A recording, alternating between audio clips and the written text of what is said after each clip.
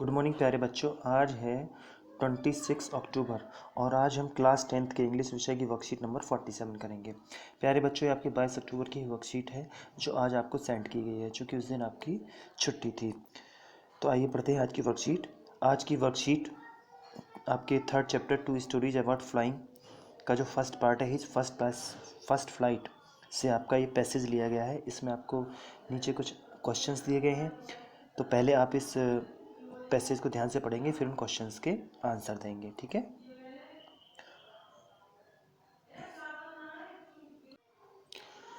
His first flight written by Liam O'Flaherty is a story of a young seagull who is afraid of flying.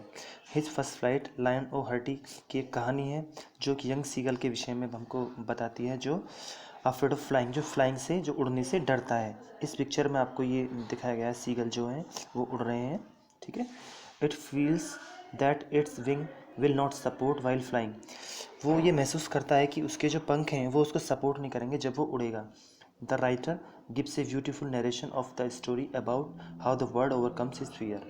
जो writer है वो एक बहुत सुंदर narration story का हमको देता है कि वो कैसे, जो बर्ड है, जो वो सीगल है, वो कैसे अपनी फियर पर ओवरकम करता है, मतलब अपनी उस डर को कैसे जीतता है। The young seagull was alone on the ledge. जो यंग सीगल है वो लेज पर अकेला है। लेज कहते हैं जो चट्टान का कोई सिरा बाहर को निकला होता है, उसको हम लेज कहते हैं। ठीक है, जैसे इस पिक्चर में आपको दिखाया गया है। His two brother and his sister had already flown away the day before. उसके दो भाई और बहन ऑलरेडी उड़ चुके हैं एक दिन पहले। He had been afraid to fly with them. वह उनके साथ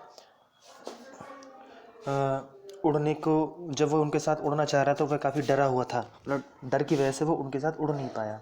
Somehow when he had taken a little run forward to brink of the lace and attempted to flap the wings, he became afraid.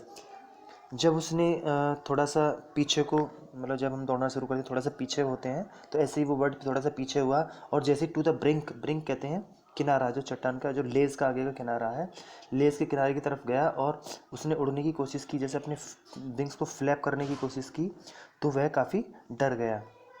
The great expanse of sea stretched down beneath.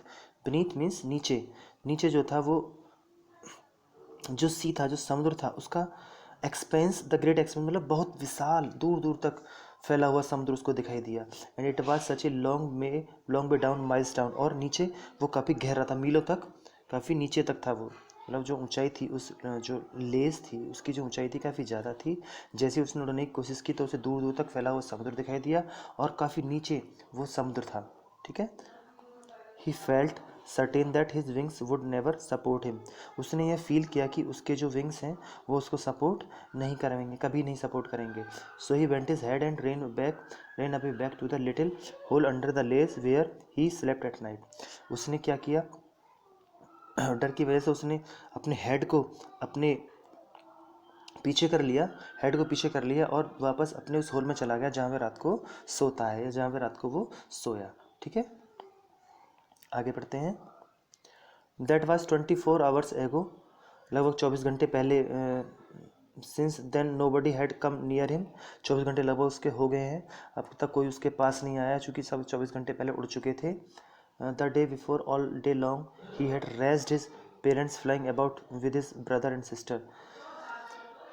एक दिन पहले वो देख रहा था कि पूरे दिन उसने देखा कि उसके जो पेरेंट्स हैं वो उड़ रहे हैं उसके भाई बहनों के साथ। वो एक दिन पहले की घटना बता रहा है, उसके भाई बहनों के साथ वो उड़ रहे हैं। Perfecting them in the art of flight, उसको उनको परफेक्ट कर रहे हैं उड़ने की कला में। Teaching them how to skim the waves and how to dive for fish, और उनको सिखा रहे हैं कि कैसे वेव्स पे स्किम किया जाता है, मतलब कैसे वेव को छूते हुए जो पक्षी निकलते हैं। आपने देखा होगा कि जो सीगल है वो वेव्स को छूता हुआ उड़ता है, जो समुद्र की वेव्स होती है उनको छूते हुआ उड़ता है। इसकी मतलब डाइविंग, मतलब एक तरीके से वेव पर तैरना, वेव पर चलना, दूर, मतलब काफ़ी समय तक वो उन पर चलते रहते हैं। And how to dive for fish, और कैसे वो फिश को पकड़ने के लिए डाइव लगाते हैं। ठीक है।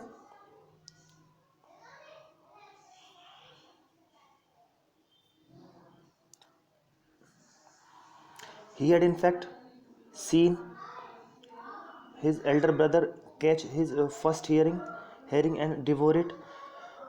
उसने वास्तव में ये देखा कि उसका बड़ा भाई कैसे मछली को पकड़ रहा है और उसने कैसे उसको डिवोर किया, मतलब उसको गट का अंदर अपने मतलब सटक लिया उसको, स्टैंडिंग ऑन ए रोक पर बैठे बैठे। While his parents circled around raising ए प्राउड कैकल, और उसके जो पेरेंट्स थे उसके चारों तरफ कैकल कर रहे थे, मतलब शोर मचा रहे थे। And all the morning the whole family had walked about on the big plateau midway down the opposite cliff, taunting him for his cowardice।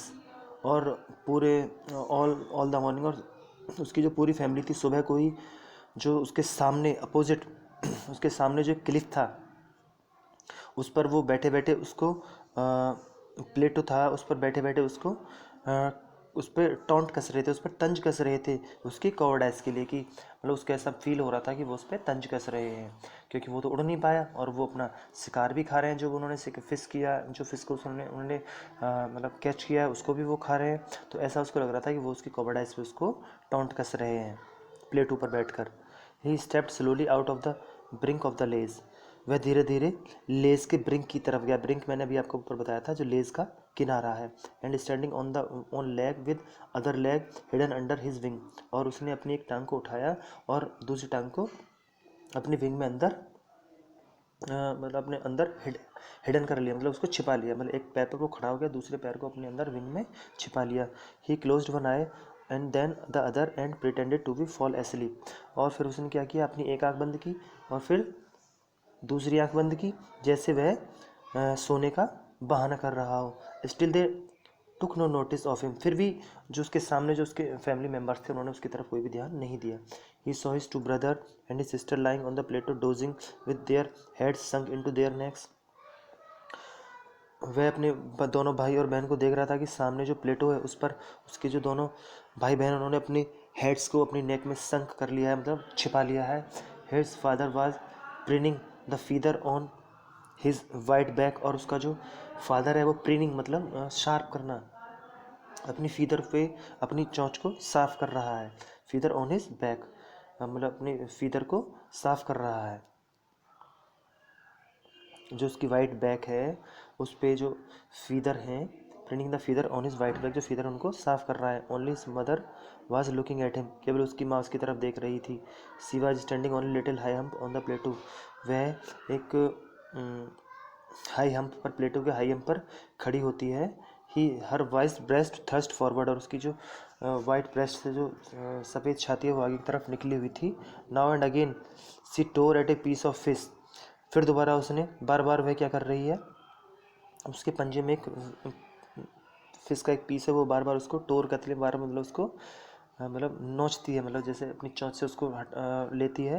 And let her feet and then scraped each side of her beak on the rock, और फिर क्या करती है वो जो उसके feet में जो एक फिश का पीस है उसमें से कुछ टोर करती है, मतलब कुछ नोचती है और फिर उसको खाती है, गटकती है, और फिर अपनी जो बीक है स्क्रैप्ड ईच साइड और बीक, और अपनी बीक की जो हर साइड है दोनों साइड से अपनी बीक को उस चट्टान पे रगड़ रही है ताकि वो पैनी हो जाए। ठीक है, तो ये थी आज की हमारी वर्कशीट का पैसेज। इसमें आपको नीचे कुछ क्वेश्चंस दिए गए हैं, आइए हम उनको करते हैं। ठीक है, पहला क्वेश्चन है why was the young seagull afraid, कि वह जो यंग सीगल है वो आफ्रेड क्यों था, भयभीत क्यों था। तो यंग सीगल भयभीत इसलिए था क्योंकि उसे लगता था कि उसके जो विंग्स हैं वो उसको सपोर्ट नहीं कर पाएंगे, और चारों तरफ वह देखता है, वह उस समुद्र को देखकर भयभीत हो जाता है। The young seagull was afraid to fly because he left certain that his wings would never support him to fly, he was frightened to see the sea around him. ठीक है, तो ये था पहले क्वेश्चन का आंसर। दूसरा question है what did the young seagull feel about his wings, young seagull अपने विंग्स को लेकर क्या फील करता है। तो यंग सीगल क्या फील करता है, यंग सीगल ये फील करता है क्योंकि वह सोचता है कि उसके विंग उसको सपोर्ट नहीं कर पाएंगे, और वो उसको मतलब उसको इस वजह से उसको डर लगता है। ठीक है, नेक्स्ट क्वेश्चन है question 3, for how long the young seagull had been alone, कितने समय तक वो अकेला रहा था। तो वो 24 आवर्स तक अकेला रहा था। The young seagull survive 24 hours on the स्लेज while his family left him and he left alone. Next fourth question है, why was the whole family taunting the young seagull, कि वो जो होल फैमिली थी वो यंग सीगल पे taunt क्यों कस रही थी, तंज क्यों कस रही थी। The whole family taunted the young seagull so that he can gather some courage and make his attempt to learn the fly, ताकि वो अपने अंदर कुछ करेज लाए, साहस लाए, ताकि वो उड़ सके। Because the young seagull was feeling afraid, he was not able to learn to fly. All the younger siblings of the young seagull had learned to fly. It was only he was left to learn. केवल वो अकेला रह गया था, उसके जो younger seagull थे उन्होंने भी उड़ना सीख लिया था और वो डर की वजह से नहीं उड़ पा रहा था, इसलिए जो यंग सीगल की जो फैमिली थी वो उसको टॉन्ट कस रही थी, तंज कस रही थी उस पर। नेक्स्ट है, what was the young seagull do out of his ledge, young seagull जब लेस के बाहर आया तो उसने क्या किया। The young seagull pretended to be falling asleep and watched his brother and sister lying on the plateau, उसने सोने का बहाना बनाया और उसने देखा कि उसके जो यंगर ब्रदर्स हैं और सिस्टर्स हैं वो प्लेटो पर लाइंग कर रहे हैं, लेटे हुए उन्होंने देखा उसको। ठीक है, नेक्स्ट है, what was seagull father doing, father का सीगल क्या कर रहा था, सीगल का फादर क्या कर रहा था। The seagulls father was pertaining the feathers preening the feathers on his white back, अपनी जो वाइट बैक पे जो फीदर थे उनको प्रीनिंग कर रहा था, मतलब उनको चमका रहा था। ठीक है, नेक्स्ट है, pick out the word from the passage that means same as, जो नीचे आपको ABCDE 5 सेंटेंसेस दिए गए हैं, उसमें आपको जो अंडरलाइन वर्ड्स है उसका आपको ब्रैकेट में जो वर्ड दिए हैं उनके सेम मीनिंग ढूंढना है आपको। ठीक है, तो द वर्ड्स का जो सेम मीनिंग है वो बनेगा ब्रिंक मतलब किनारा, टू शार्पन मतलब प्रिनिंग, डोजिंग प्रिनिंग में से प्रिनिंग राइट आंसर होगा। In narrow flat piece of rock that sticks out from a cliff, इसका होगा लेज, इसका जो मीनिंग निकलेगा वो सेम एज लेज होगा। An area of land that is higher than the land around it, plateau, चूँकि इसमें प्लेटो वर्ड आया है और वो क्या होता है, प्लेटो होता है हमारा एक एरिया होता है जो लैंड से ऊंचा होता है। नेक्स्ट है, to move lightly just above is surface sea skim, जो इसमें स्किम होगा, डिवोर नहीं होगा, वर्ड क्या होगा इसका, स्किम होगा, क्योंकि मैंने अभी बताया था आपको पैसेज में कि जो सी होता है उसके सरफेस पे छूते हुए वो उड़ते हैं सीगल हमारे। ठीक है, ये नीचे 8th क्वेश्चन है वो आप इसको, ये आपको अपने जो ग्रुप है उसमें आपको ये डिस्कस करना है, तो आप इसका आंसर लिख भी सकते हैं और नहीं भी लिखेंगे तो कोई प्रॉब्लम नहीं। ठीक है, तो ये आपके 8 क्वेश्चंस थे इसके पैसेज के। आई होप आपको समझ में आ गया होगा। ठीक है, तो सभी बच्चे इस वर्कशीट को कंप्लीट करेंगे और फिर ग्रुप में सेंड करें। ठीक है, okay, take care, bye bye and have a nice day.